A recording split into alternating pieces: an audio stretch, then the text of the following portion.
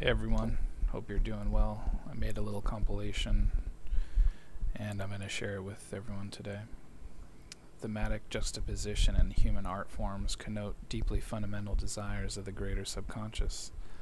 Often such psychological predispositions take shape by the most primordial desires to keep on living, especially in the face of totalitarian governments, a common theme in the world's ancient literature and ancient experience.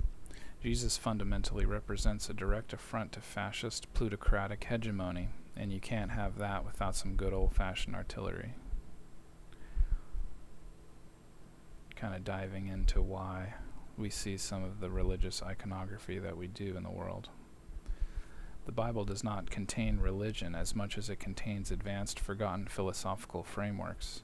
When we look beyond obvious travesties put forth in modern-day Bibles and religion, only then can we know the truth. For instance, the Bible teaches us there should be no profit from food or money at interest, and as we look out at our own world today, we see exactly why. Here's a passage to read on your own about why we shouldn't sell food for profit. Religion was never meant to be taken so religiously. For instance, the character of Jesus dispensed several ancient teachings that we would consider to be early forms of Buddhism. Once we begin viewing ancient texts as purely historical and scientific documents, the modern-day religious war taking place between Christians, Muslims, and Jews gains more context.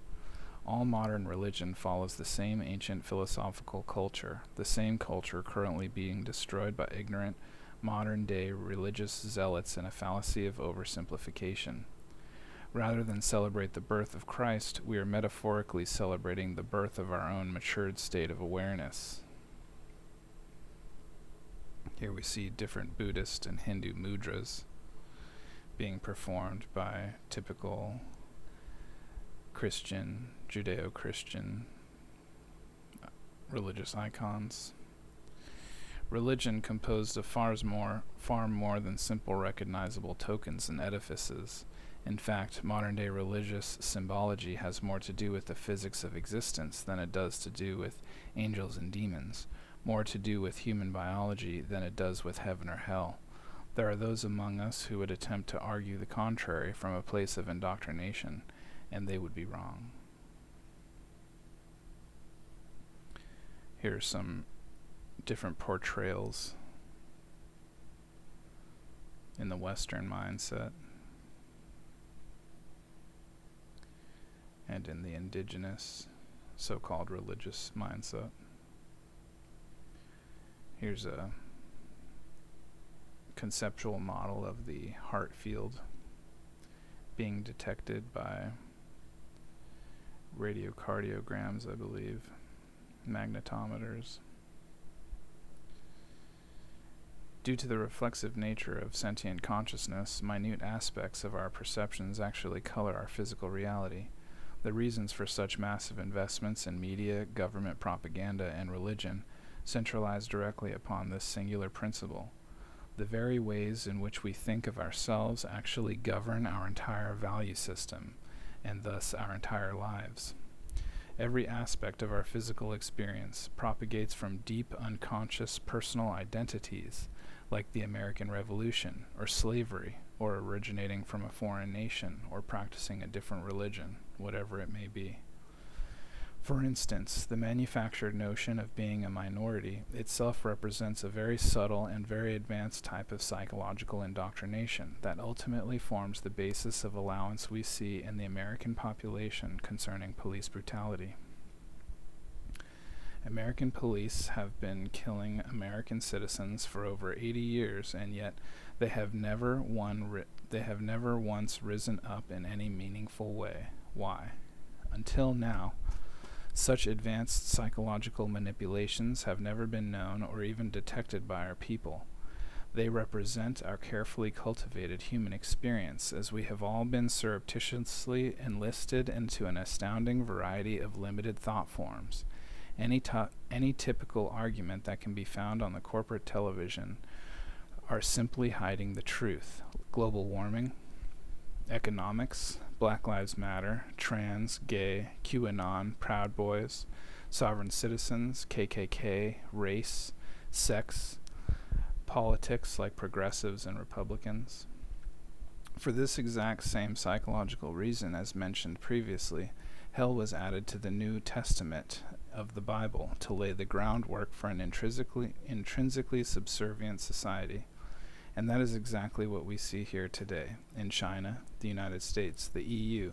Indeed, every nation on earth functions in the same exact way, a top-down exclusionary hegemony based on money.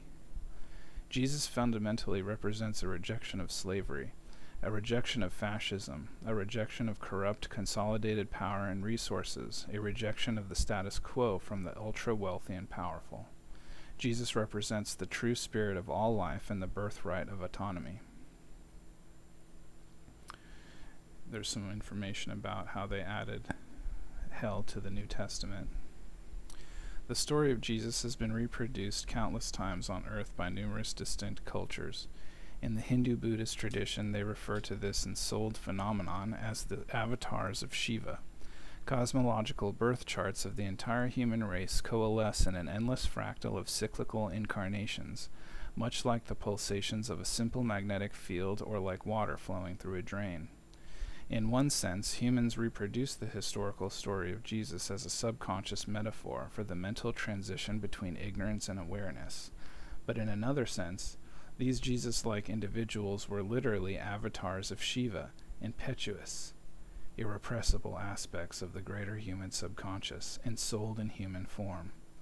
Native Americans sometimes refer to this phenomenon as the Heyoka. Avatars literally manifest like a spiritual immune system as a direct result of traumatic stimulus, the unjust and continued subjugation of our people. In the last 10,000 years, humans have experienced never-ending fascism, in part due to the advanced psychological manipulation we have discussed in previous articles. With each passing turn, avatars rise up against these injustices and pave the way for a greater level of awareness, transcending trauma-based social programming by replacing it with the birthright of autonomy. Here's a compilation of different mythological characters in human history who resemble the same story of Jesus. Some depictions of incarnations, the similarities between Hindu and Buddhist and Judeo-Christian ascended masters. Thanks, everyone.